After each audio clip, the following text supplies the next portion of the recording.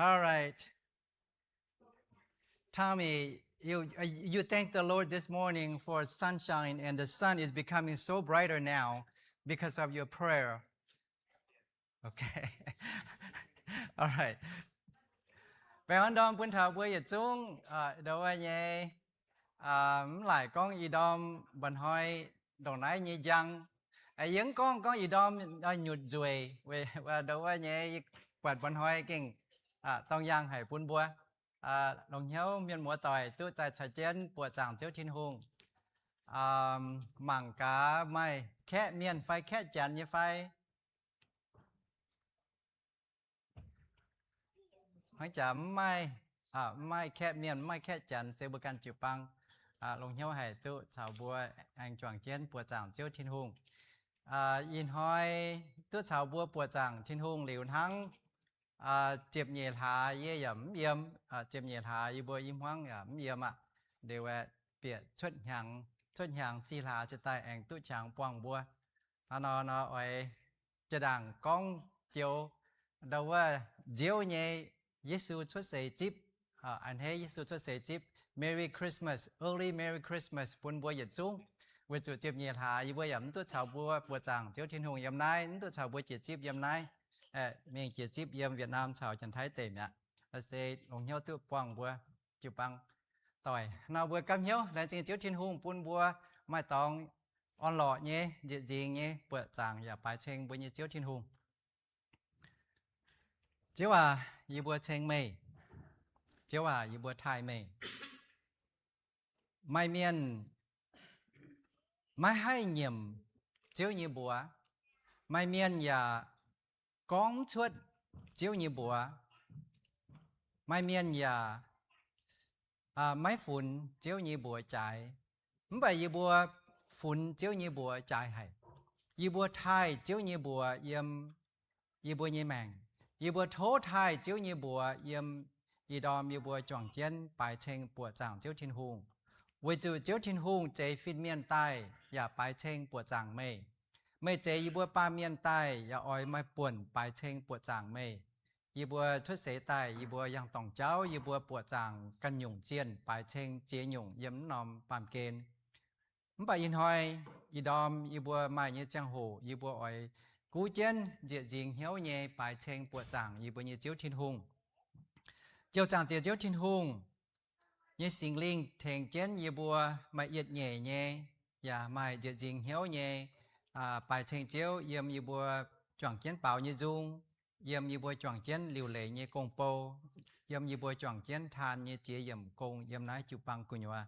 chiếu là chính hai chàng tiêu ô như bùa thôi chuyến nóm trong hồ phun mê tiếng chiếu với sư như bùa Amen.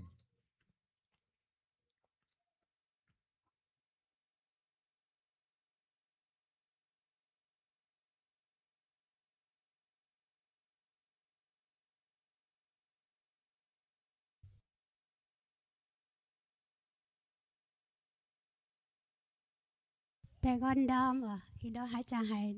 nặng nóว่าchàng phu hán tiền nó mà là chi tiết trên hông bún bùa sốt chỉ xin hãy xích cái nào bún bùa sốt chỉ xin nó bún bùa hin bia hin cái hết mà cả hết tu quang sớm cái mai hết tao hết tu quang ngày hết phải ok nó bún bùa chơi dần nhiều bún bùa nan tiếp bùa nó cả bún bùa nó cho nó có nó chơi everyday nó bún bùa chơiเป็ด Alzheimer nó bún bùa chàng chết nó chơi hello thiếu cho mình cả hát tao hay chỗ nó đóว่าsợ đóว่าnó chẳng tôi nhẹ sao con đóว่าtổn nó hay chẳng nó bún bùa tổn nằm kinh sâu đóว่าแต่เย็ดโคลินจำจางแต่ฟาร์มแต่เฟบนบนตัวเมียนเนี่ยเยียดอีปัวเยียการซิบไตเยียจุนโปนปัว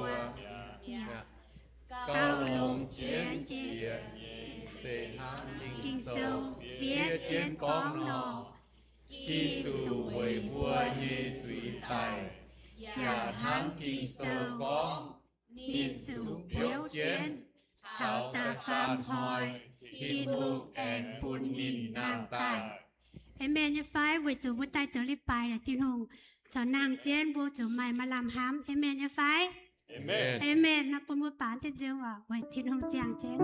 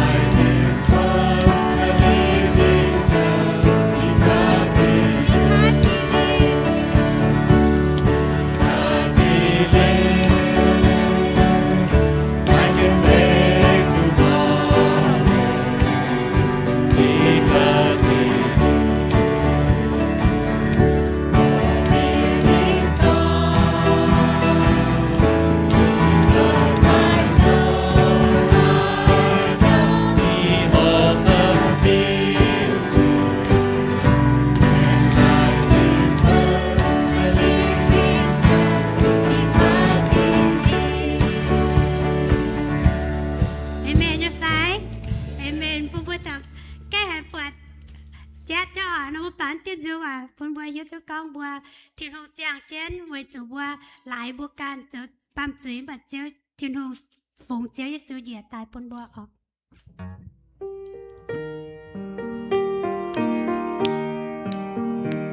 หลายจิบบัวปนบัวจอมใช่ไหมปานเจอ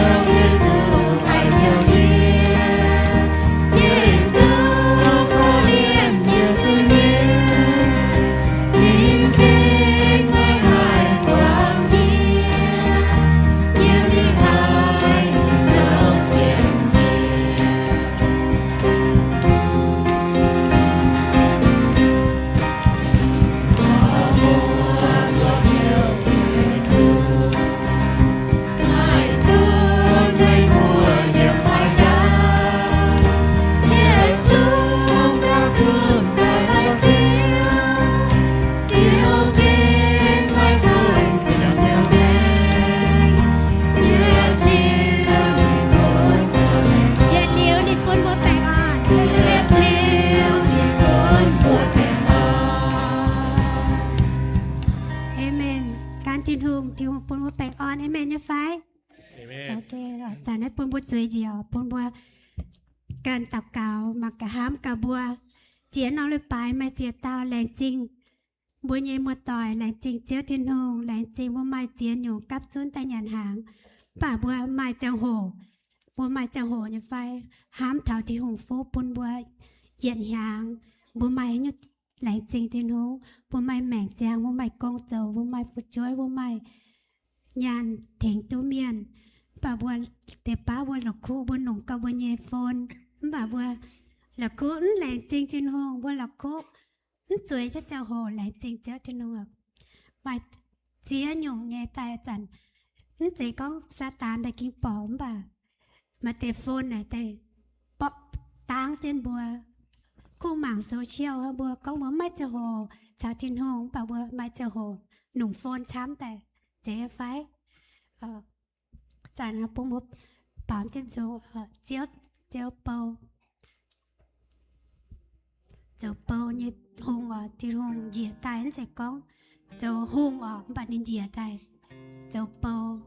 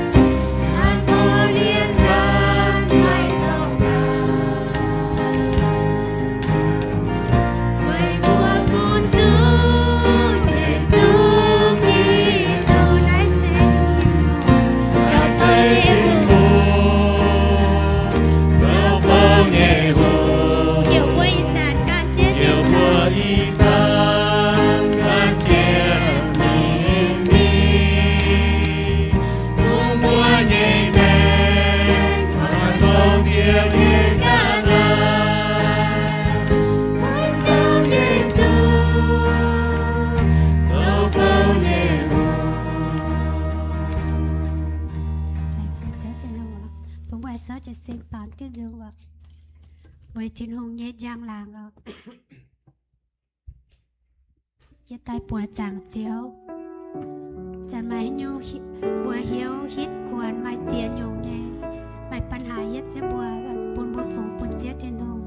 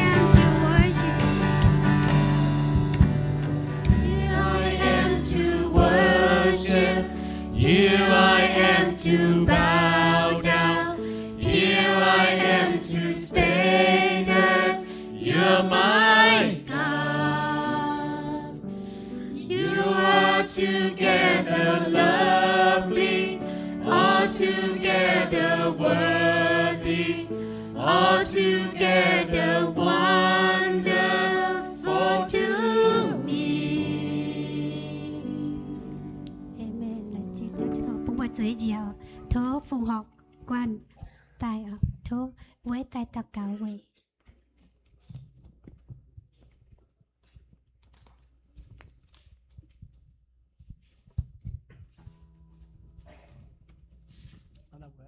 cấp nhớ phòng họ lãnh chỉ hay bất giảng tia chiếu thiên hùng chiếu ở yêu lãnh chỉ mới chăm co yêu tu mà nhẹ phụ chăm co đo muôn mà nhận mà hốt dạ mà tòng yếm yêu bún trụ giàu chiếu phụ yêu ta tao xin chẳng quảng sáng phụ yêu hai mình đã mình vua lọt tu nhận yêu lãnh chỉ thiên hùng pe yêu bèn on đom chỉ đom muôn chỉ muôn chiếu ở yêu ở lồng năm chiang hồ phòng họ yêu hiếu phòng họ yêu xin nhàn bún chiếu thua chiếu thiên hùngอย่าชิมแต่ญาณมีปุยบัวให้โลมิงตุหอบตัวเจียวยิงเหี่ยวต่อยเจียวยิงเหี่ยวโอเจียวอีบัวแรงจริงให้ไม่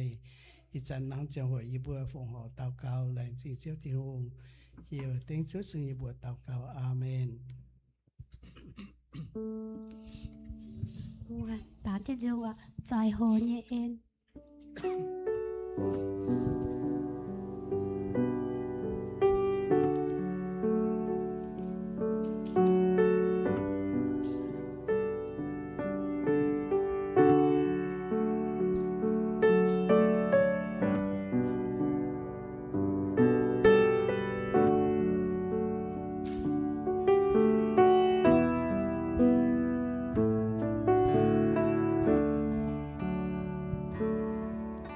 Joy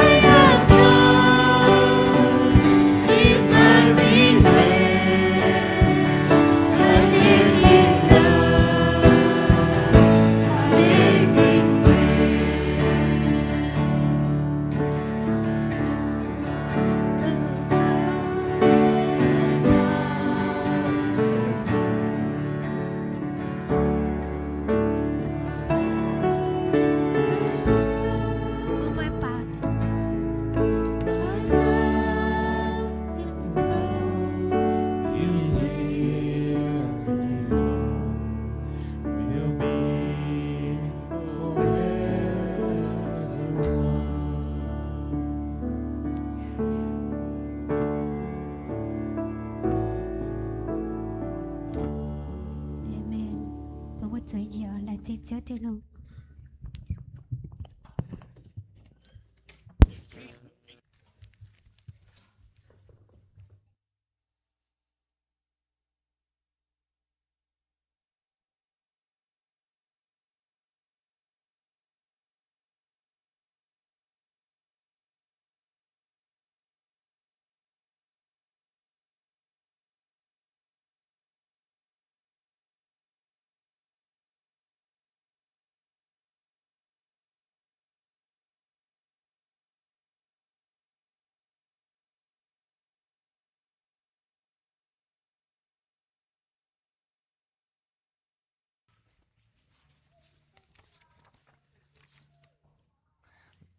Đại chính được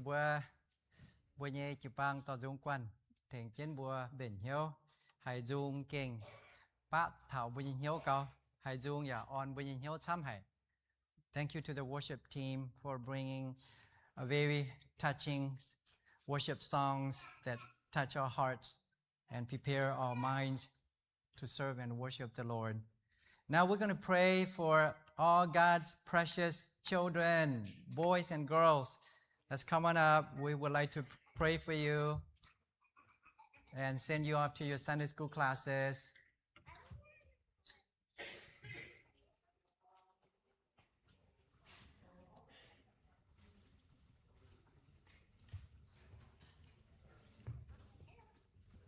One thing that I missed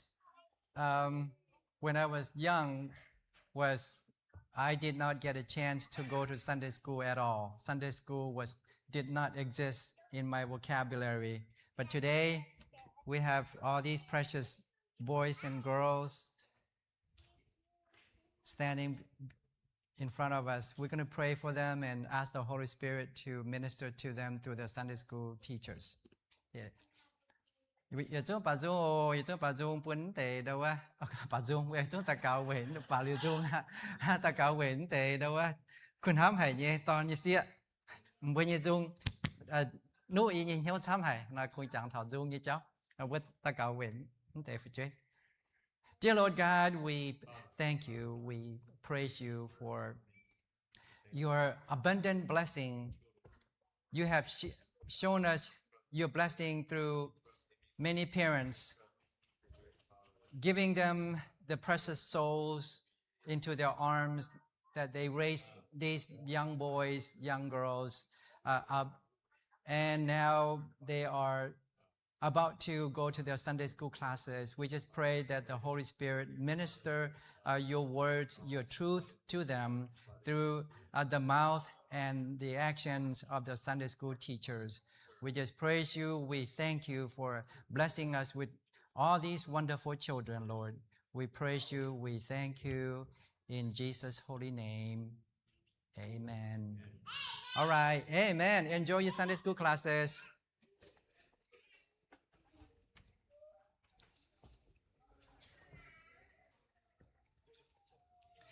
Hiệt nhung với hãy coffee hãy tông với chẳng bên phụ chuế như trang hồ. Tu hãy có mai kinh sâu họ bùn bùa mình hồ kinh sâu phải bùn bùa mình chọn kiến bà dung phải dây đâuว่า bùa coffee บัวยี่ฉัง บัวเพียดเหลวphải บัวอันเฮ้บัวฉอไม่ฉัง đâu ว่าเย่ผู้สู่เจ้าทินหุงอย่าแองไม่ป่วนเถียงเจียนต่อทินหุงเย่ตอนทินหุงเย่เสียเยี่ยมนายจุปังกุญยวะอันน้อยอีดอมเย่ชาวเจียthiếu đâu có chuẩn tổ với chủ yết chào bùa chọn chân bùa chẳng thiên hùng yên hoi liều biểu nó để bài bùa im hoang tiêu cho cháu mình thay tể mình chân Việt Nam đảng thì sai chia thay tể thằng nó sẽ ỏi sai chân bùa bài trình chiếu thiên hùng ý đom yên bề nam kinh sâu xuất bùa hiểu mê xế cháu phải đòi mê xế cháu phải đòi đòi là tôngว่า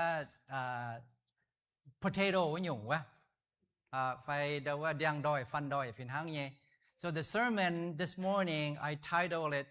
Are you an egg or a potato?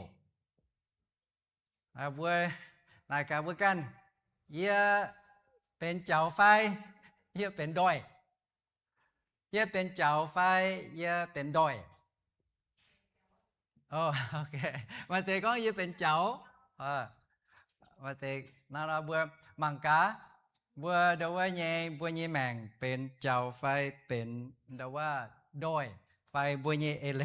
เป็นเจ้าไฟเป็นดอยดาวเก่าช้ำว่า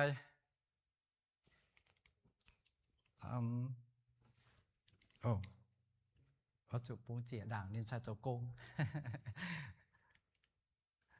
เดี๋ยววันนี้ว่านายพุ่นบัวว่าช่องพุ่นบัวเซไม่เซเจ้าไฟด้วยare you an egg or a potato มกุนบัวเป็นเจ้าไฟเป็นด้วยอีหยุ่งจงเฉียมจูจอมให้เยวนเทงวนบัวจั่วใต้มกุนไม่เป็นเจ้าไฟเป็นด้วยอีหยุ่งจงเฉียมจูจอมให้เยวนปุนบัวให้จั่วใต้ whether you are an egg or a potato we will need very hot boiling water in order to prepare us to be edible and useful. An egg or a potato that refuse to go through very hot boiling water, we cannot be used, we cannot be preserved, we cannot be we are not edible. So basically not useful at all. There's no use. ตรงว่าบัวเป็นเจ้าไฟเป็นดอยเนี่ยจังโหดังให้เป็นมะล่ำลง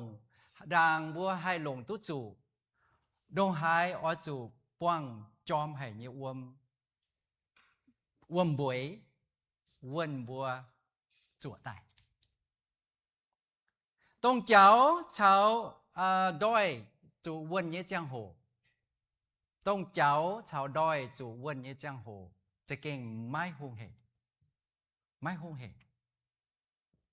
ถ้าไหนมกุ้นบัวเป็นเจ้าไฟบัวเป็นดอยบัวหยุ่นปุ้นจอมให้เนี่ยวนบวยวนบัวเนี่ยไฟ A potato or an egg without going through a hot boiling water is basically not useful at all. However, when a potato or an egg is being boiled, putting into a hot boiling pot, it is never fun at all. No potato or an egg will choose to be boiled. There is a African proverbs. There's an African proverb that says, the same boiling water that softens the potato hardens the egg. ไม่เจียวดาว่าจันแอฟริกาเยว่านี่ก้องต้องวนตู้ดอยเยอวมต้องวนตู้ดอยเมาเยอวมอย่าให้วนตู้เจ้าแง่งตายต้องให้วนตู้ดอยเมาตายเยวัวแต่วมวัวแทงวมอย่าให้วนตู้เจ้าเหยี่ยมแง่งตาย So the same boiling water that softens the potato also hardens the egg. บุยมเสจังยมเสจังไม่เจียยงบัวป้วงจุไม่เจียยงบัวอจุยังทงบัวไม่เจียยงไม่ซิมตุเก่งให้ทั้งโดยชาวเจ้าจุป้วงจอมให้เนี่ยอวมจะใต้บัวปัดทิ้งใจเยาพ่อ ท่านเตเฒ่าเนี่ยบัวอิ่มฮ้องเยปวงจุดดอกหายอะปุ่นบัวเยห้ำเฒ่าจริงใจเยบัวเยเจ้าโลดเยบัวเจเนี่ยเนี่ยหรอเยก้องเยเป็นแม่น้อยเย็นดงไม่เจียมเย็นดงไม่มาหน่อยเรียวบัวยามปวดเดาว่าฟุตจานบัวอิ่มฮ้องฟุตจานกันอย่าป้วงเดาว่าเมยอย่าป้วงไม้เจฮงเฮเก่งป้วงจุเฒ่าบัวให้ตายแมงเนี่ยจังโหบัวป้วงจุจอมให้นี่อวมหูบัวไฟวนบัวเนี่ยจังโหไม้เจฮงเฮป่าปวดในบัวไม้เจียเต้าไม้ยงเจลงเกาเป็นเจ้าจูวมวันจอมวนบัวเนี่ยจังโหบัวแต่ให้ฝนเจ้าจุเตี้ยนี่วนบัวจั่วตายเป็นโดยจูวนเนี่ยจังโหโดยไม่ให้ปิวชดแชงเจ้าไม่ให้ปิวชดแชงแต่จุเยี่ยมจัวเถาวนจั่ววนหอบโปให้เนี่ยให้บัวเนี่ยจังแมงเยี่ยมนายเสียจังเก่งให้บัวป้องจูเนี่ยจังโหจะเก่งเขาเก่ามาแต่เยี่ยมอย่าเยี่ยมไม่ชดป้องจูชดหันอย่าบุกันหิวลุงมวนป่วยยอมเจ้าเขาแต่ชดเจสินหันเมียนหย่ำปวดเปิดบุหิวเนี่ยบุกันหายเนี่ยทั้งโดยชาวเจ้าเยี่ยมเจียนเหยียดน้อมแชงกุญว่าจูวันเนี่ยจังโหแต่เอาจูยังบัวเตี้ยเจ้าดอยอย่าฟินหังเงนี่แต่ตั้งอยู่ต่อบัวมังวนเตเท้าเจ้าดอยเงเลยต้องยังอีดอยต้องเดาว่าเงยังอีดอยไฟเจ้าสู่วนเงจังโหเสตองบัวปาเมียนมาไม่เตจะว่าเงเลยเฟียมฟิงจวงดอยก็ช้ำเตไม่ตาป้าเนี่ยเลยเฟียมฟิงจวงเจ้าก็ช้ำเตยี่ตัวบัวแต่หมั่งเตเท่าเดาว่าเจ้าดอยเจ้าดอยเซเป็นเดาว่าให้ไม่เตบัวปาเมียนตั้งแต่ไม่อีหยงไม่ช้างบัวเป็นดอยไม่ช้างบัวเป็นเจ้าดอยเซไปเท่าเหี้ยวแงงโดยน่ะนี่กิงแงงไงโดยให้ไปเท่าเหี้ยวแงงเท่าจริงเมียนเนี่ยเลยว่าจูนี่แงงตายเดาว่าเนี่ยตู้ปุ่นเมียนยาวไม้หยุ่นปุ่นเมียนยาวไม้หยุ่นปุ่นเมียนจอไม้ข้างเสียนชินหงไม้ข้างจิบเดาว่าเจียนเลยจินด่าง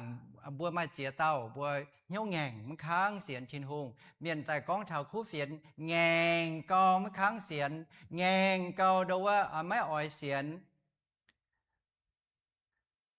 ไฟมาเตบัวเสียนใต้บัวอย่างเหี้ยวแงงปุ่นเมียนยาวปุ่นกิ่งเศร้ายาวบัวบังแงงเงินหังโดยนอเมียนก้องแต่ยุ่งบัวอย่ามาอ่อยไม่ช้างบัวเนี่ยเลยเฟียมฟิงทั้งเจ้าเนาะเจ้าเนี่ยเฟียมฟิงฮะเนาะมวนก็ตุฟีก็มวนให้ตุฟีก็ทั้งเจ้าเนี่ยบัวปุงดอดเสียเตียนมาเนี่ยหูเมียเจ๊เมียบัวมาเตะบัวต่อเมียนเฟียมฟิงมวนเนี่ยเลยแต่ไปเท่าเจ้ากองที่เตียนหิวน่ะปุ๊ดเฉียมาโลมหอมหิวน่ะปุ๊ดเฉียเปลวๆเร็วๆเนี่ยไม่ช้างไม่ก้องว่ามาให้ยุ่งอย่าหมั่งเชียบไม่โลปุ๊ดตุเล่าก็นี่เจ้าเนี่ยเลยเจ้าเนี่ยเลยเยี่ยมตุฟีก็เจ้าเนี่ยคู่ไหนเปียเนี่ย so to put it in another illustration a potato can represent people who are stiff-necked or very prideful people that are very hard to teach, people that are not willing to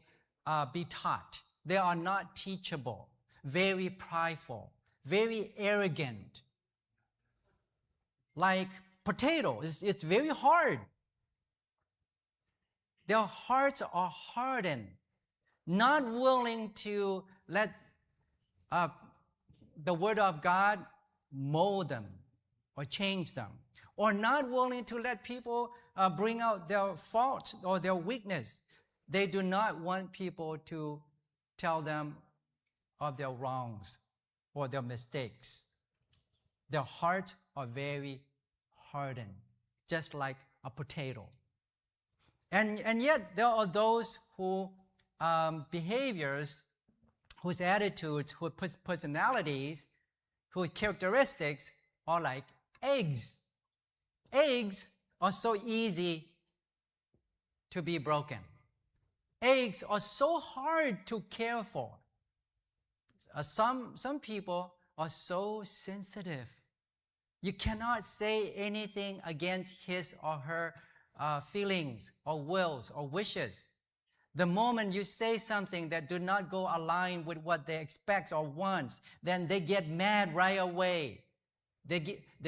give you attitude right away. They are like eggs, so hard to care for. There are times, human beings, we may have both attitudes, personalities, characters, or lifestyles. Regardless whether we are eggs or potatoes, the only way eggs and potatoes can be useful, they need to be willing to go through hot boiling water.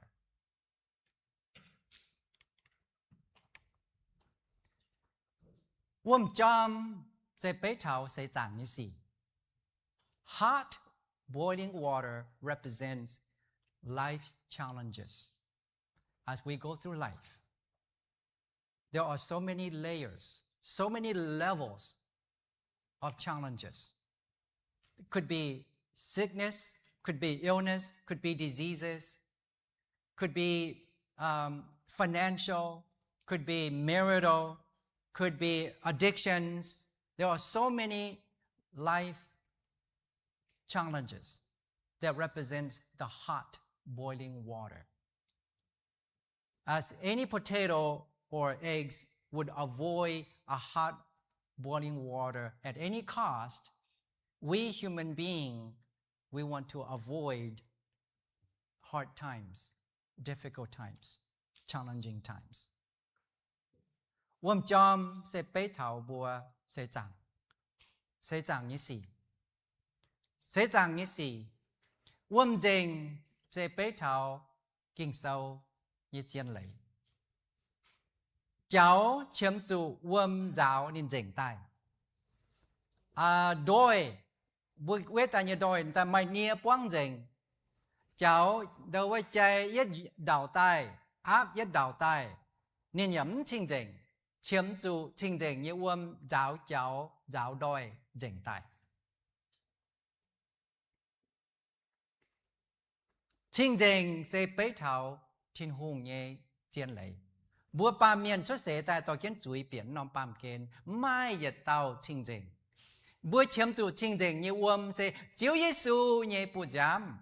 Giáo là hốp như cháu đảo tay dình tay. Giáo bùa quét tay như đôi mày nia kít quang dình tay. Bùa chuối kiến á yết chung chiếm chủ Giê-xu như chinh dình như bù giám. Giáo bùa là hốp hay như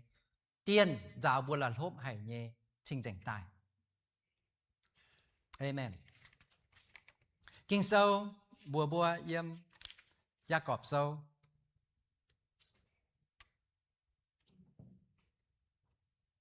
Mình kể tụi con chân hòa. Going back to pure water. As an egg, as a chicken lays the eggs, all the eggs that are being laid, they need to be washed. They need to be washed with clean water in order for eggs to be cleaned.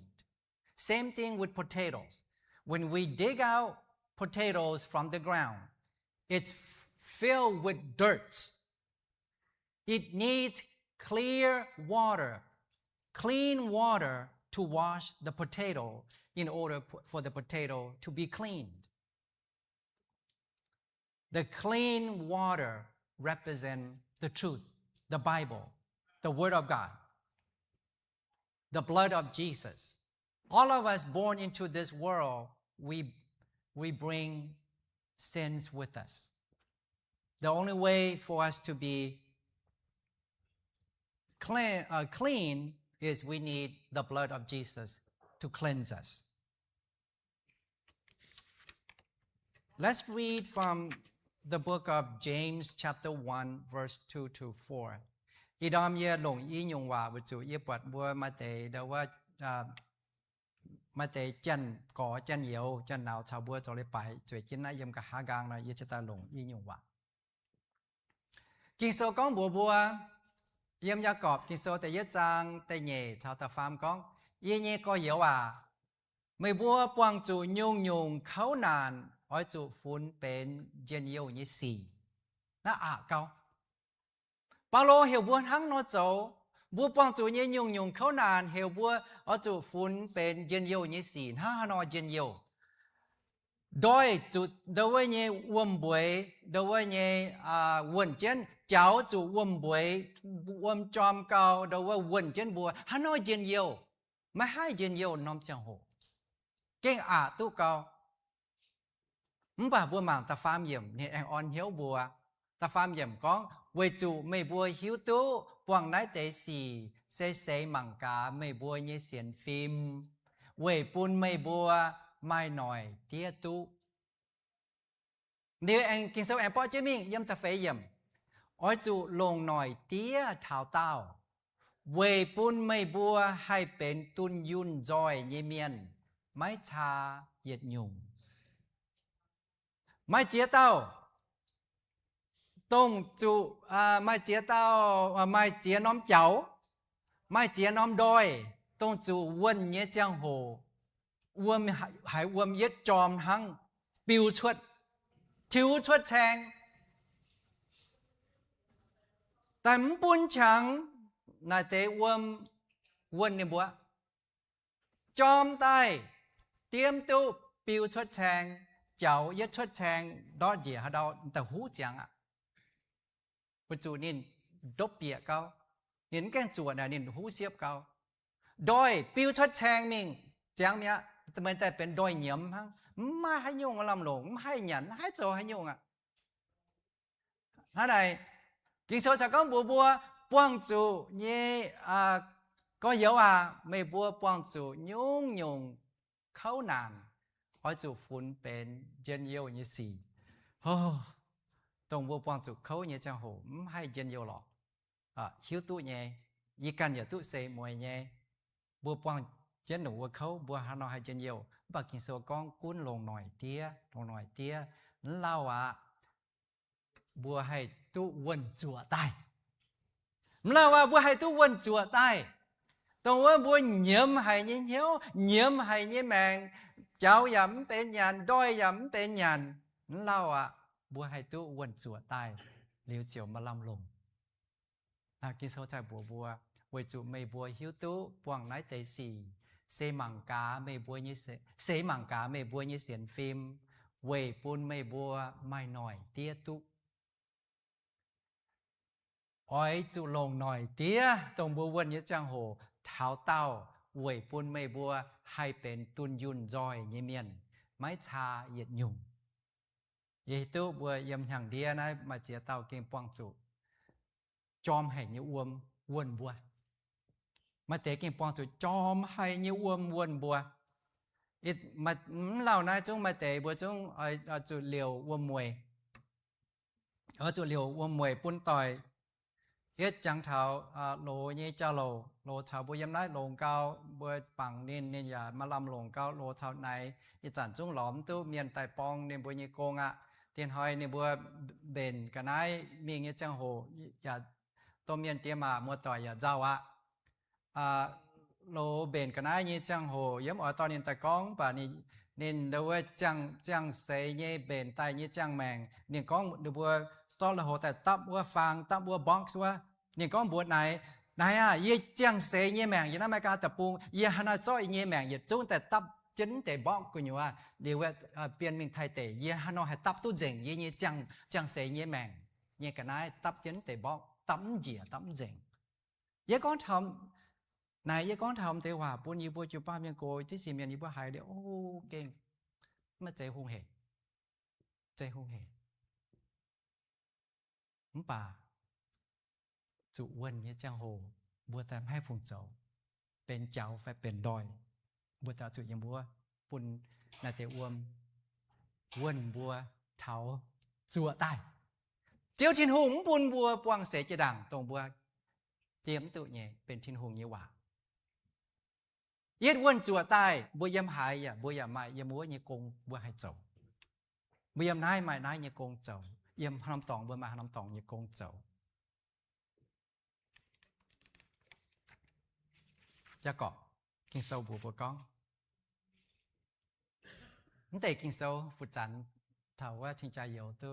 ตรงเดือบทานเท่าเดือบเนี่ยจางแมงเดือบตัวเท่าบัวโตเจเน่ไอ้เย่เท่าบัวแองมังยี่เนี่ยก็เยอะว่าไม่บัวปวงจูยุ่งเขาหนานอ้อยจูฟุ้นจางบัวโตเดียวโทษจุยตรงบัวปวงเนี่ยจางโหทั้งบัวหมังนะจะต่อบัวหมังมันค่อยฟังนอมเปียงนายเดาว่าเนี่ยดาวกายเจงบัวหมังก็ดาวกายก็เสียงแจ๊เนี่ยกายก็ไม่อ้วนไม่ผิวแต่ยุงเสียงแจ๊เนี่ยป่าให้ไม่หยัดนอมเปียงช่วยแต่ยังบัวดาวแจ๊กูอยู่นอมเปียงให้เป็นไม่น้อมเปียงให้เป็นเยียบัวเยี่ยมเจนน้อมปั๊มเกณฑ์เยี่ยมบัวเนี่ยจังแมงบัวหายกายก็ยุ่งอย่าเหลวยุ่งอย่าโจมยุ่งอย่าตายยุ่งอย่าข้างสีมเจ้าข้างสีเท้าข้างสีมเจ้าข้างสีเท้าเตี้ยข้างหิ้งนิ้วข้างเองจ่าเจนฝัดตายเก่งเซ่เขากำฝุ่งป่ะกุนดาวกายโดนไหนแจ๊โดนไหนมันน้อมเปียงถ้าเจ๊เองให้ตู้ช่วยเยี่ยมดาวกายดาวแจ๊ช่วยตายไปจุดเจ้าชินหงยุงเจนบัวจีสู่ก้องมังแสงคุยเฮียจ้อยหนอเดี๋ยวบัวมันจะเลี้ยงจะเดย์เดี๋ยวบัวไม่หยันมาฮบเย่ไม่เฉาเยี่ยชินหงจ้วงเจนเนียนกันใจบัวตายเนียนกันยี่เฉียเปียมเปียบัวเย่แมงปุ่นบัวไม่เฉียเท้าตายเนียนบัวอย่าตู้เดี๋ยวว่าเหี่ยวเนียนเป็นบัวเย่อาแต่เนียนอย่าเหี่ยวบัวเป็นเนียนตอนเนียนเสียทินหุงมันกุ้นเยี่ยมเจนดาวแจ๊ดาวกายทินหุงให้ปุ่นอย่าน้อมเปียงช่วยตายน้อมเปียงให้เป็นไม่น้อมเปียงให้เป็นเยียเสจางเป็นช่วยยี่สี่มันใจยุ่งวายบัวหมั่งเท้าบัวเย็ดปวงจูอ่านยี่เจ้าบัวเก่งหายวายก็เก่งหายเข้าก็น่าทินหุงไหมจางเท้าเยียไฟน่าทินหุงมันห้ามเยียไฟจนโยทินหุงอย่าปุ่นเยียปวงแต่ใส่ก้องทินหุงห้ามเยียทินหุงคอเรียนเยียนะจนโยปุ่นแต่สี่แต่ปวงเยียไม่เมียนให้มันแต่ว่าไหนช้ำก้าวไหนจีหยุ่งเยียทินหุงจะให้หยุ่งมันใจยุ่งวายมันใจยุ่งเดาว่าเป็นชุดตายยี่สี่วายปุ่นบัวไม่เจี๋ยยุ่งเป็นชุดตายยี่สี่เจียวบัวเฉยบัวจ้องเบนบัวเจ้าปุ่นบัวเอ็งเก้าเจียมตายเอ็งเก้าอ้วนตายเอ็งเก้ามาลำลง so not all troubles not all life challenges are bad not everything that we face in life are bad matter of fact many of those challenges obstacles they prepare us they equip us to become better person smarter wiser and perhaps develop deeper faith in God without challenges people cannot grow without obstacle our faith basically cannot grow no one's faith can grow without facing life challengesไม่กุ้นบัวปวงจูดงหายอาปวงจูเตนานดงหายช้ำเสียเหี้ยวยี่สี่ดงหายเสียมกินโซก้องบัวกุ้นลงหน่อยเตี้ยเจียเหลียวเจียวตุเฉยเจียตายเ tía chia liu chiều tu chê chia tai uốn chia tai chiên chia tai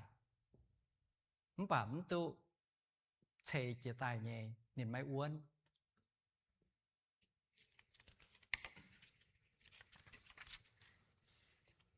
uốn tu đòi mau nhẹอย่าวนตุเจ้าแง่งตายวนตุดอยเมาเนี่ยอวมอย่าวนตุเจ้าแง่งตายบัวเก่งเชิมจุจอมให้เนี่ยอวมวนบัวเยเสียนก้องเยเนี่ยแม่งตุปวงตุเจียยงเจียคังสีดงไหนยี่เสียมดงไหนยี่เฮียปุญเยเสียนก้องเยไม่เดาว่าอินหอยเนี่ยเสียนฟิล์มเยี่ยมไม่อินหอยตรงทินหงหลงเยี่ยเจ้าเนี่ยโกงยี่เสียนก้องไม่แต่บัวอย่าฟินทั้งเนี่ยตรงวนอวมจอมให้เนี่ยอวมวนเจ้าวนดอยเมื่อกุ้นไม่เป็นดอยไฟไม่เป็นเจ้าดอยเงียมเซมไม่เลยแง่งให้บวมให้งานเปียบวมให้หยันบวมให้เจ้าให้ยุ่งเมียนมัวบัวจุยหยุ่นปุ่นอวมวนบัวเป็นเจ้าบัวไม่เจ้าเนี่ยเอเลยเฟียมฟิงมาแต่บัวเมาบวมให้เถงบัวกันมาแต่บัวอาตุฟีบัวเนี่ยเอเลยเฟียมฟิงมวนและเย้าปุ่นเมียนอาตุชาวบัวโจโกงปุ่นบัวเดาว่าเนี่ยปุ่นเมียนอาตุจิบบัวเนี่ยเอเลยเฟียมฟิงอาตุซิมเก่าบัวปุ่นจอมให้เนี่ยอวมวนบัวจั่วตายปุ่นบัวเงียมต่อยปุ่นบัวจิต่อยตรงบัวเหี่ยวแงงให้เนี่ยปุ่นจอมเนี่ยอวมวนบัวเมาตายจอมให้เนี่ยอวมให้วนตุแงงให้เนี่ยดอยเมาตายดอยชาวเจ้าจงเฉียมจุอวมเจ้าบัวหมั่งในนี้เจ้ามั่งเยี่ยมเตนินแต่ว่าปุ่นอวมวนนินดอกหายเหล่าบัวอ้อยตรงว่าบัวอ้อยหยันเจ้ามั่งแง่เงี้ยอ้อยหยันเจ้ามั่งแต่ว่าเนี่ยจั่วเตหยันเจ้ามั่งถัดเตแต่ว่าเยี่ยมเนาะบัวอ้อยบัวเจ้ามั่งทั้งหานอเยี่ยมเตบัวหยุ่นปุ่นอวมวนบัวดอกหายเหล่าThe condition of a yoke, whether very well cooked, medium cooked, somewhat rarely cooked, it depends how long we are willing to sit in that boiling water. If we take the eggs out too quickly, it may not fully cooked. If we leave it there a long time, it may get very hardened. So the textures, the condition of the yolk, depending how long that egg sits in that hot boiling water. 一到不忙头，并腰头谁长一时，并腰头谁长一时。So let's look at 2080 rules. 2080 rules. 2080 rules pretty much says that 80% of the problems that we have in our society come from humans, comes from temptations, comes from the pushing and pulling of this world. The world, the society has so many levels of pressures that cause chaos. 80% of the problems exist in our society are caused from human beings. 80% of the problems in our society are caused from human beings. And 20% is from Satan or the devil. So if we look at this 80-20% rules, 80% of the problems in our world comes from human being, and 20% come from Satan, how many percent come from God? 0. So 0% of the problems caused by God, 20% is from Satan, and 80% is from people. อันนี้บ่เป็นเฮาถาของนอมลงเดียนอมใส่จางเป็นชะตาเยและเฮานี่สิจียงสิจียงสิช้ำก็น่ะอย่าแปะเก้าน่ะเป็ดเจ็บเก้ายำบัวปาเมียนตายปาเมียนเยเหี่ยวปาเมียนเยเอปาเมียนเยเฟียมฟิงน้ำอ้อยตุช้ำน้ำอ้อยตุจังน้ำอ้อยตุหลงน้ำอ้อยตุเบียนน้ำอ้อยตุหุงเฮน้ำอ้อยตุเลน้ำอ้อยตุดาวเตาแต่น่ะอย่าจุงบัวปาเมียนเยเหี่ยวเจอีจันก็ช้ำบ่จ่ายยำมาลงเดียช้างเต่าหุงอ้อยมีช้างว่าน้อมแต่ปูงเงดาวเต่าหุงอ้อยมีช้างน้อมแต่ปูงเงดาวอีจันบัวปวดมาเจียน้อมตองโซเวียตชาวดาวเยยูเครนรัสเซียชาวดาวเยยูเครนบ่จ่าแต่เวดาวเท่าเก้าช้ำอีจันจันแค่อย่าชาวดาวเยอ้อยมีช้างดาวฮ่องกงอ้อยมีช้างไต้หวันดาวเยช้ำก็อีจันในบัวแองแจงดาวต้มค่อยต้มได้ต้มค้อยเนี่ยตองเต้าจันแค่ชาวจันฟิลิปปินส์แต่ว่าอ้อยมิงจ้อเบียวจ้อชาวของจ้อบุงใบเยียวเดียโดเนี่ยกันนายไม่ก้องนายเนี่ยกับจ่ายต้องไม้เจนายเนี่ยกับจ่ายเตะเบียวยี่บัวกันจ้อห้ามบัวจ้อมตัวเตะกินไหวเตะเดี๋ยวชาวของยี่บัวกันจ้อตัวห้ามบัวจ้อมตัวแจงเจ้าจ่ายยำห้อยๆเหมือนแจงเจ้าจ่ายยำน่ะฮะเต้ายำปามเมียนเหี่ยวโลเหี่ยวจังเหี่ยวช้ำเหี่ยวหลุนนั่นแหละยามนั้นอุ่นเดียเนี่ยสี่เหยียดแปะเก้าใบเป็ดเจ็บเก้ายามบัวปามเมียนกันเชวชวดบัวกันเชวหลุนชั่วตายได้ไหมเนี่ยเจ็บเก้ายามซาตานยามเมียนตายเรียกว่าไม่เป็นเจ็บเก้ายามชินหงตายไม่ชินหงเป็นแป้งอ่อนจ้างแป้งอ่อนเนี่ยชินหงนอมอุ่นเดียหลุนเก้าเงาเก้าเซตมวยตายชินหงเอาจูเหยียตายหลิวไหลชินหงเอาจูเหยียตายติ่งนอมปามเกณฑ์เนี่ยจุยหรือยิมบัวปวงเตะเดาว่าอย่าจุ้งและเย้ายี่สี่ย้ำนอมปามเกณฑ์เต่าจันฟินแซงนี่เป็นอย่าเต่าเดาว่าฟินแซงตรงเยเดาว่ามองนี่จนโตว่าห้อยมองนี่จนโตว่าชัดเจนเดาว่าเนี่ยดร.เดวิดเจอร์มายาแต่อีเต่าเดาว่าฟินแซงเป็นตรงว่าเย็นห้อยมองในบัวยาวคิงเซลเยี่ยมเตียนไทยเยี่ยมว่าเจเยี่ยมเตียนไทยนี่ห้างเราก้อง so a theologian pastor Charles Swindoll we all I think all Christians know of him said this of the world's problems 80% come from human being 20% from Satan or the devil life is 10% what happens to you and 90% how you react. Of all the problems that we have, this preacher, this theologian, Dr. Charles Swindoll said that life is 10% of what happened to you and 90% how you and I react to those problems. เต้าจุนโตเมียนในเงียบบัวเหี่ยวชักสวินดอลเย็บมองนี่จุนโตห้อยมองนี่จุนโตมองนี่ยาวกินโซนี่ยาวตุลงจุนโตลงให้นี่ก็ตรงแต่อย่าจุ้งเลยเย้ายี่สี่บุปังเย็บนำปั๊มเกณฑ์ไหนจ้างแมงเสเจียบเก้าเป็นชวนปุ่นเมย์ยี่สี่หรือว่าไม่จั่วเจียบเก้าเยี่ยมไม่ชาวเยียนหั่งฮานอเตาจวนเจียบเก้าเป็นชะตายเงี้ยไม่จั่วเจียบเก้ายังบัวทหารเอาเตาจวนเสทั้งฮานอหลิวเลยเป็นชะตายนี้เจ้าบัวฮานอหลิวเลยมาต่อป้าเมียนนะเป็นชะตายนี้สี่โอ้ยูเก่งเดเซน้ำตายแมงอะตายเจงอะตายเจงตายแล้วเตี้ยนสี่ทั้งปะตายแล้วอะทิวจะนะทิวจั่วไปทิวเตะตรงเงี้ยเดาว่าเงี้ยเจ้าแห่เกาบัวมิ่งหล่อนะหล่อเว้ยเงี้ยมันหล่อทินหูมเสียนทินหูมปังทินหูมเขาทินหูเตี้ยนสี่ทั้งแบบปุตตะโหเกา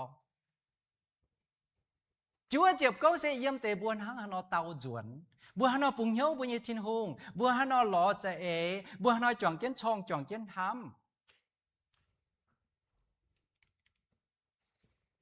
เช่นต้องก้องถอนจังว่าแต่ต้องเจ็บเก้าเป็นชุดยี่สี่ยำนอมปามเกณฑ์คุณเถาไม่เถาเยียเซมาจั่วเจ็บเก้ายำบัวมิงล้อหาเต้าเถงบัวมิงล้อให้ยุ่งเถงบัวหลงให้ยุ่งเจเอเถงบัว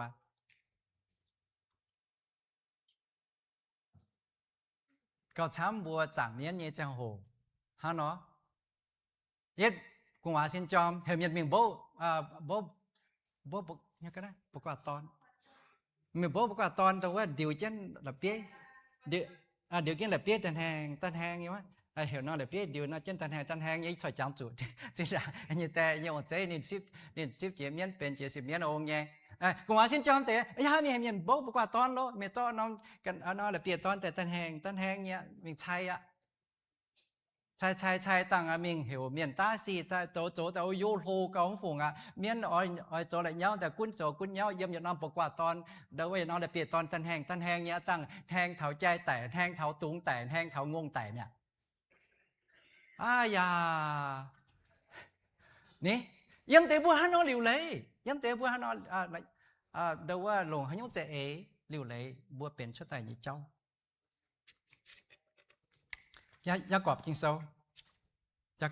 บัวก้อง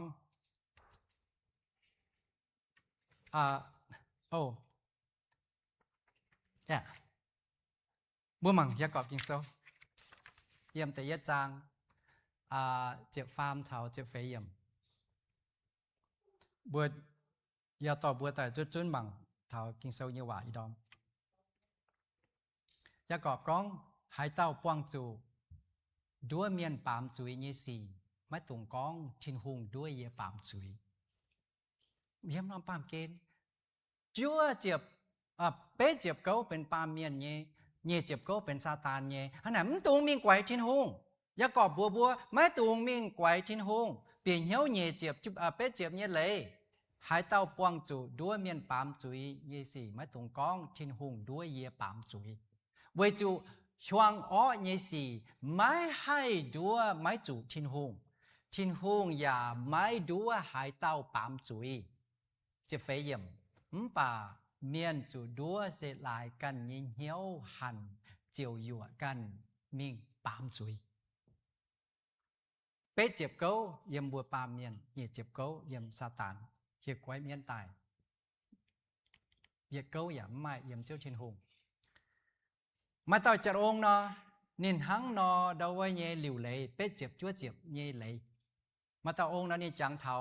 เย่เจ็บเป็ดเจ็บเย่เลยเอ็นเท้าดาวว่าโลมาเจ็บเย่จังจะทานติวโก้ปุ่นบัวหวังมาต่อจากองค์มาต่อจากองค์นินเมียงหมายจั่วยังแมคโดนัลด์นี่คอยยันเชียเมียงเท้าว่าตรงว่าเนี่ยบัวก้องเหมือนเอาลงให้ยุ่งกุ้นก้องตายเหลว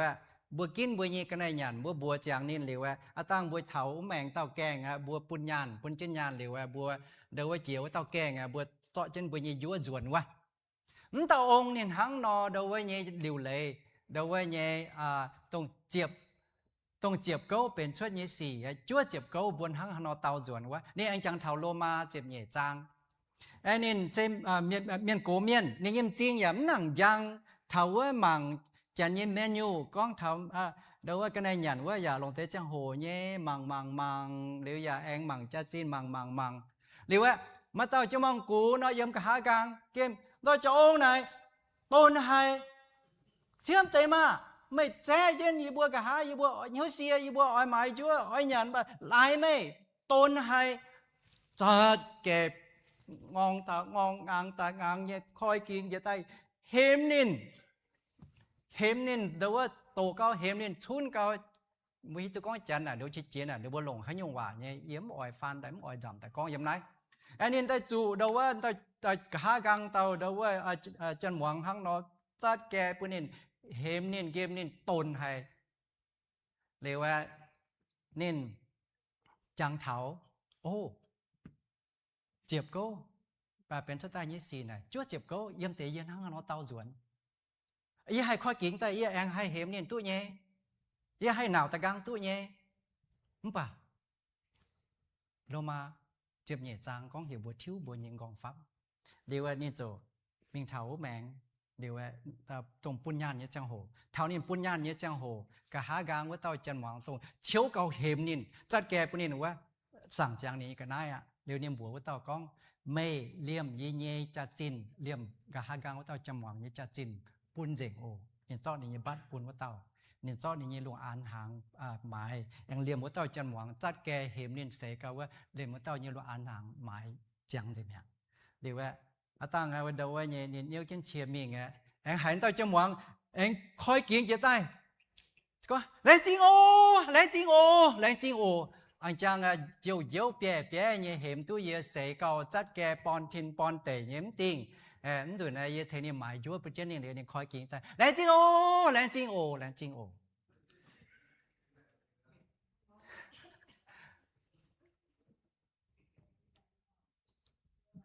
diệp câu bền xuất yếm bùi như mày Chúa chụp câu, yếm buồn ha nó tao duẩn. So to say it in English, there's an old man. He remembered of the 10-90 rules. 10% of what happened to you, 90% depends on how we respond or how we react. One day, this old man drove to McDonald's. As he was getting in line, trying to get his lunch, to order his lunch,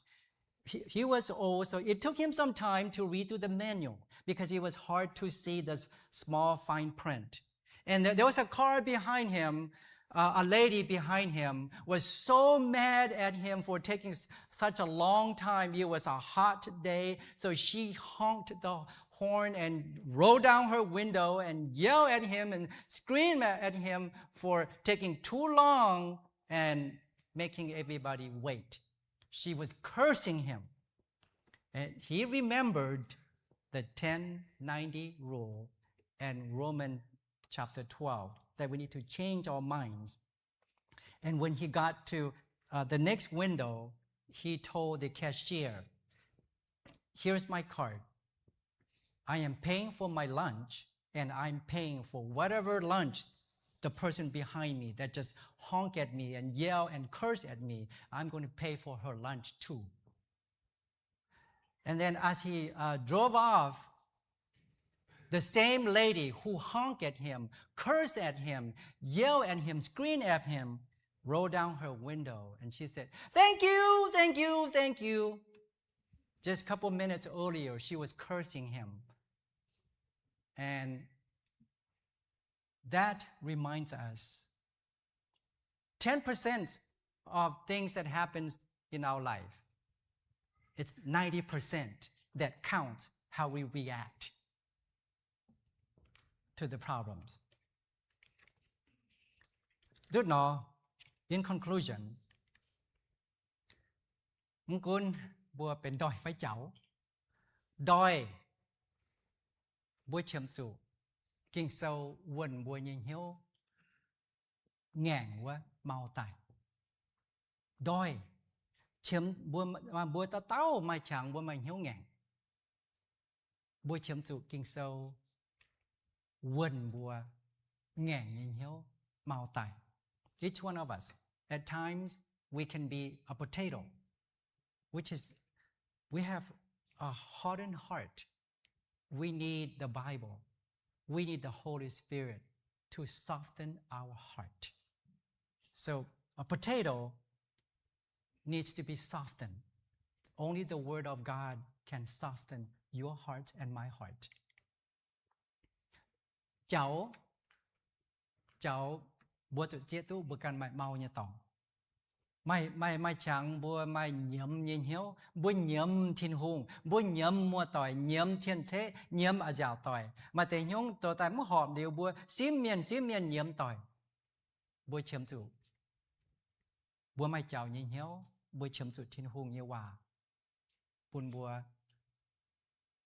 ให้ตุจั่วต่อยบัวจิวปังต่อยลงเชียวเก่งลงเชียวเอาจูร้อยช้างจั่วต่อยว่าจูบัวเป็นเหยียดเปี้ยวเมียนเยี่ยมชินหงเยี่ยมจำเฮียนกินห้อยฟ้าชินตองมิงไม่ต้องหายเยียวยี่ต้องหายเยียวไม่เพื่อแต่จ่องน้ำชินตองเยี่ยมทั้งไม่กับน้ำชินตองปุ่นบัวเยี่ยมท่าไหนมาถองหอบก้องหอบ mình buồn bùa yếm họp cho chế cậu lống với chủ tiền hoi bùa anh yếm cậu lau chĩa với trình tòng. If we are eggs, it's so hard to care for. If we are too sensitive, if we are too naive, we need the Word of God. We need the Word of God to prepare us so that our shells becomes hard. The yoke becomes hard. The white becomes hard. So that God can use us. Trang Quân mới như xiên phim. Trang Quân như xiên phim tông bố chủ. Quân như trang hồ. Xét mới như kinh sâu hòa. Yếm lô ma kinh sâu. Final scripture is in the book of Romans chapter 5, verse 3 to 5. Kinh sâu con, mái tàn hàng nái, mái cún bùa mai nản chinh, bùa on lọ hay, với chủ bùa hiếu tu nản chinh, bùn bùa mai nổi tía tu, bùa mai nổi tía tu, trên hôn chiều bùn họp nhiễu, bùa trình tài mà làm hắm. Tháng này bùa mà làm hắm, mái hay bùn bùa phét, với chủ trên hôn cháy xình linh, bùn bùaอย่าหลงxình linh, bùn bùa hiếu tu, trên hôn đồng hải hắm bùa. Amen như phải. Đáng trình chéo trên hôn. Đáng trình chéo trên hôn. Xét bởi tài, hỏi thôi bài chụp băng miền. Đâu qua nhé, mai buồn ta cầu quẩy như bùa. Im hoang, bìa nông đẹp bài như bùa cho cháu. Tôm ta cầu như hòa xe.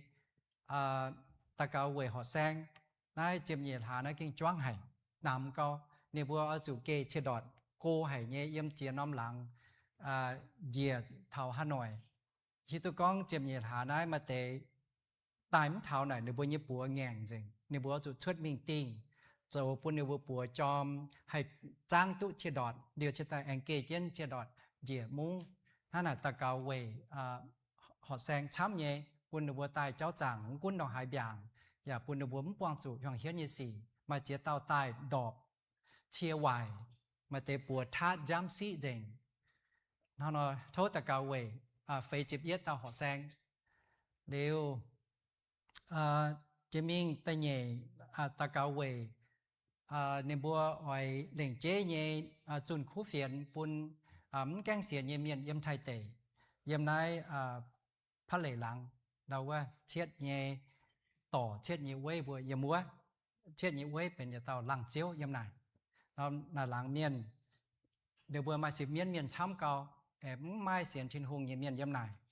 Ít sản là điều bùa cú chân. Ôi điều bùa mình khói quỷ. Yếm này phát lệ lặng của nhua. Yếm chân bùa miền lặng của nhua. Điều bùa chun khu phiền bùn. Điều bùa miền yếm này Giê-xu thuyết sẽ chịp này. Điều bùa bền chân chăm nhé. Ở mai